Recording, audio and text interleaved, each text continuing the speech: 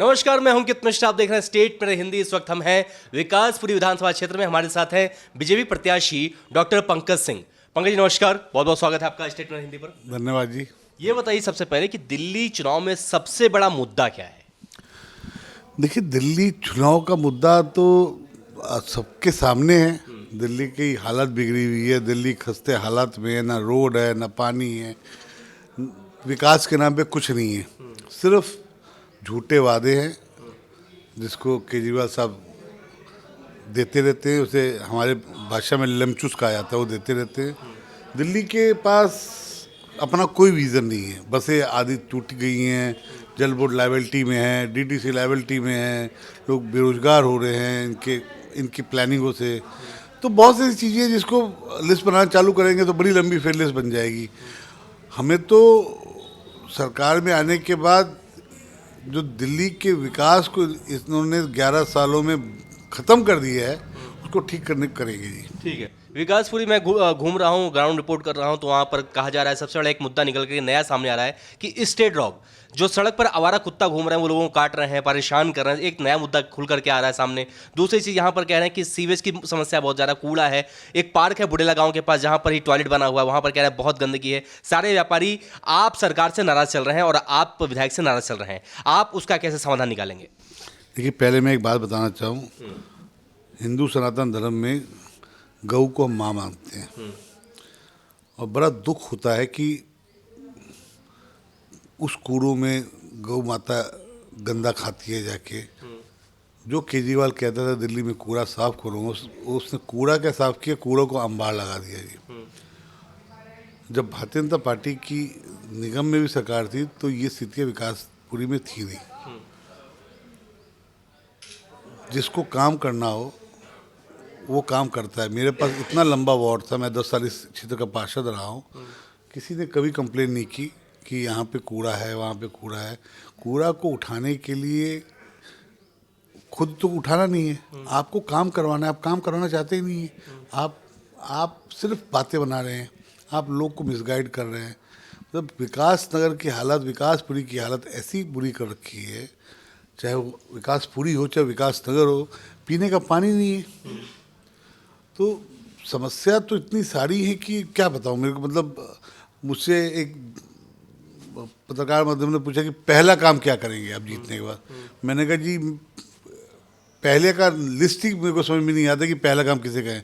Road कहें, नाली कहें, सीवरेज कहें। सीवरेज मैं आपकी जानकारी बताना चाहूँगा, सीवरेज ये 2014 में पास हुआ था टेंडर्स का, और आज तक सीवर लाइन डल नहीं पाई क्योंकि यहाँ के विधायक को विज़न नहीं है। कॉलोनी में सीवर डालने से पहले आउटफॉल का सीवर डाला जाता है जिससे आप उसको लेवल ले सकते हैं।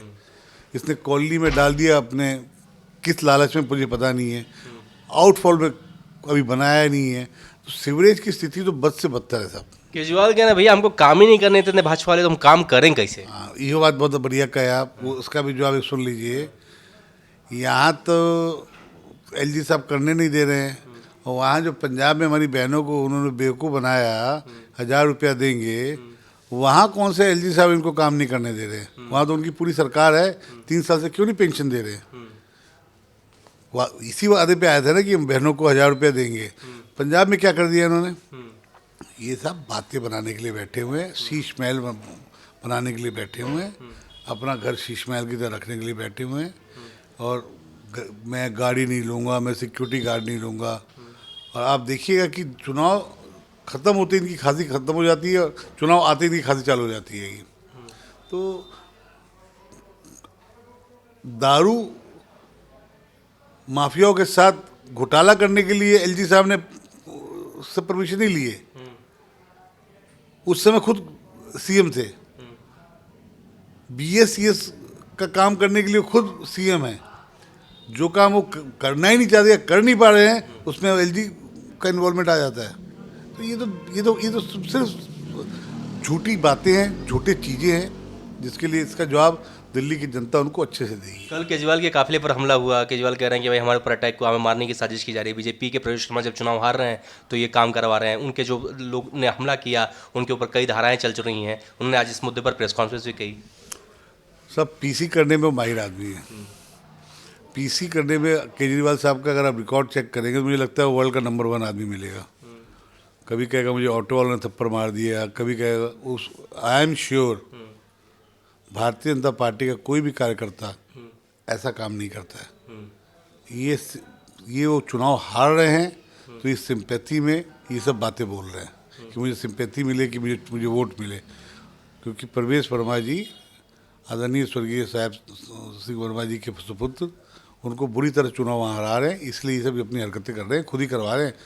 भारतीय जनता पार्टी का कार्यकर्ता ऐसे नहीं करते काम। आज भी केजरीवाल ने प्रेस कॉन्फ्रेंस की उन्होंने कहा कि दिल्ली सरकार जो सरकारी कर्मचारी हैं, जो कि सफाई कर्मी हैं, उनके लिए वो एक मकान बनवाएगी, जिसके लिए केंद्र सरकार उनको ज़मीन दे सब्सिडी रेट पर, और दिल्ली सरकार उस पर मकान बनाएगी, जिससे कर्मचारियों का कल्याण होगा, कल्याणकारी योजना चलती रहेंगी। भाई साहब मुझे ये बताइए कि इनको चुनाव के 15 दिन 20 दिन पहले कैसे याद आ गया?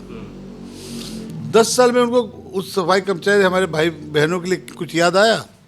क्योंकि हमारे गृह मंत्री जी ने बोला कि जहाँ झुकी वहाँ मकान हम देंगे, हमारे प्रधानमंत्री साहब ने इसके बारे में बोला, तो अब उनको याद आ गया कि हमको सब्सिडी पे रेट दो और हम करेंगे।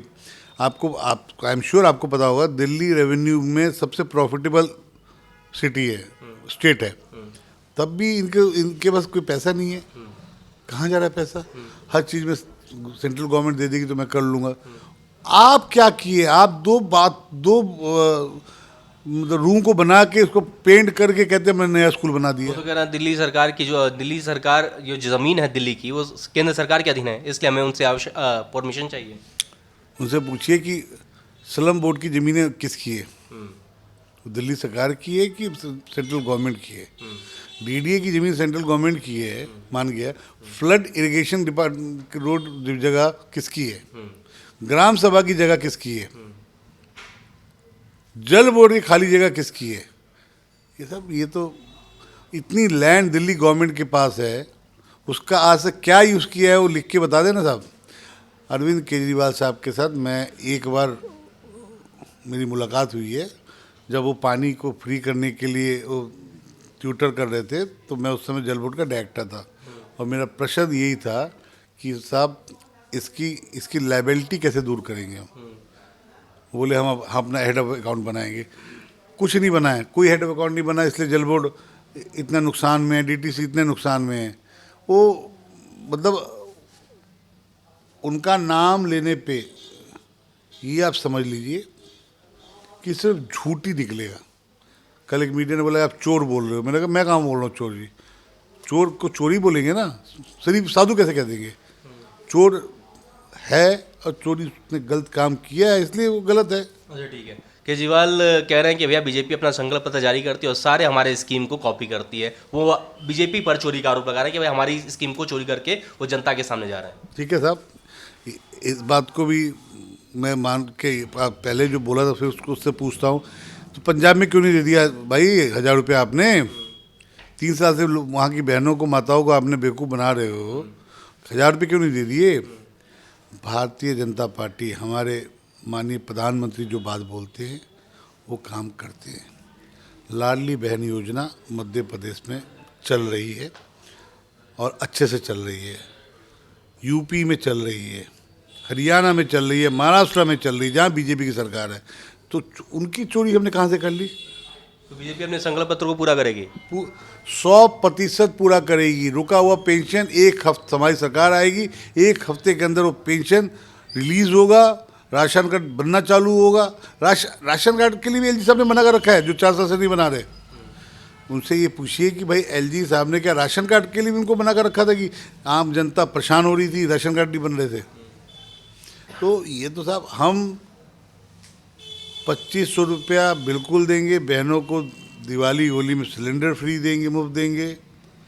हमने जो संकल्प किया है उसको 1 महीने के अंदर अमेंडमेंट करेंगे, चालू करेंगे। ठीक है। केजरीवाल एक और सवाल पूछ रहे हैं, भैया बीजेपी का दूल्हा कौन होगा, सीएम कैंडिडेट कौन? सर केजरीवाल साहब से पूछिए कि शादी नहीं है, ये लोकतंत्र है। लोकतंत्र में भारतीय जनता पार्टी का एक अपना सिस्टम है। भारतीय जनता पार्टी जब बहुमत में आती है तो वो उसमें सहमति बनती है कि कौन मुख्यमंत्री बनेगा। केजरीवाल साहब की तरह नहीं है कि वो अपने हटे तो आतिशी को बना दिए, उनका बस चलता तो शायद वो अपनी धर्मपत्नी को बनवा देते। हमारी पार्टी एक अलग प्रकार का सोच रखती है, लोकतंत्र पार्टी की तरह करती है। जब बहुमत आएगी, विधायकों से राय लिया जाएगा और उसके बाद वो चीज़ तय होगी। अभी दूल्हे तो सब कार्यकर्ता सब लगे हुए हैं। अभी मैं भी कार्यकर्ता हूँ भारतीय जनता पार्टी का, ये भी कार्यकर्ता है, वो भी सब कार्यकर्ता ही है ना जी। विकासपुर की जनता बदलाव के लिए चाहती है, जीती है, लेकिन कितना आश्वस्त? 110% विकासपुरी में बदलाव होगा। महेंद्र यादव ने अपना विकास किया है, विकासपुरी का कोई विकास नहीं किया है, लैंड माफिया है और इसके ऊपर बहुत से ऐसे केसेस चलने चाहिए जिसने इस क्षेत्र को बद से बद हालात बना दिए हैं। मैं आपको गाड़ी देता हूँ और आपको 6 घंटे का मौका देता हूँ, 8 घंटे का मौका देता हूँ, आप पूरी विधानसभा घूम लीजिए, घूम नहीं पाएंगे, जाम में फंसे मिलेंगे, आप गड्ढे मिल जाएंगे। उनसे ही पूछिए कि यह इसके लिए भी एलजी साहब ने मना कर रखा था। और कच्ची कोयली जहाँ पे लोग नहीं रहते वहाँ रोड बन जाता है, वहाँ सिविल लाइन डल जाती है। वहाँ कैसे डल जाती है? क्योंकि वहाँ उसका कमीशन फिक्स होता है। देखिए, यहाँ की जनता, विकासपुरी की जनता त्रस्त है, परेशान है। एक पीने का पानी नहीं आता, बिल आ रहा है भेनता। मैं कल अस्पताल जे कॉलोनी गया था जी, वो बिल लेकर आ गया 70,000 का, पानी आता नहीं है। किसी का पानी आ रहा है तो उसको पीने की बात तो छोड़िए, उसको सूंघा भी नहीं जा सकता है। ठीक। विकासपुर में आप यहाँ सर जीतने वाले हैं, ऐसा दम भर रहे हैं। प्रदेश में किसकी सरकार है? बीजेपी की, भारतीय जनता पार्टी की सरकार। कितनी सीट? हम 50+ जाएंगे जी। तो ये थे हमारे साथ यहाँ पर विकासपुरी से भाजपा प्रत्याशी पंकज सिंह जी, जो कि यहाँ सर जीत का दम भर रहे हैं और साथ साथ कह रहे हैं कि बीजेपी प्रदेश में सरकार बनाने वाली है और 50 से ज़्यादा सीट आने वाली है। साथ ही साथ यहाँ के जो विधायक हैं उन पर भी भ्रष्टाचार का आरोप लगा रहे हैं। मैं अंकित मिश्रा, कैमरा पर्सन सुभाष के साथ, स्टेट मिरर हिंदी।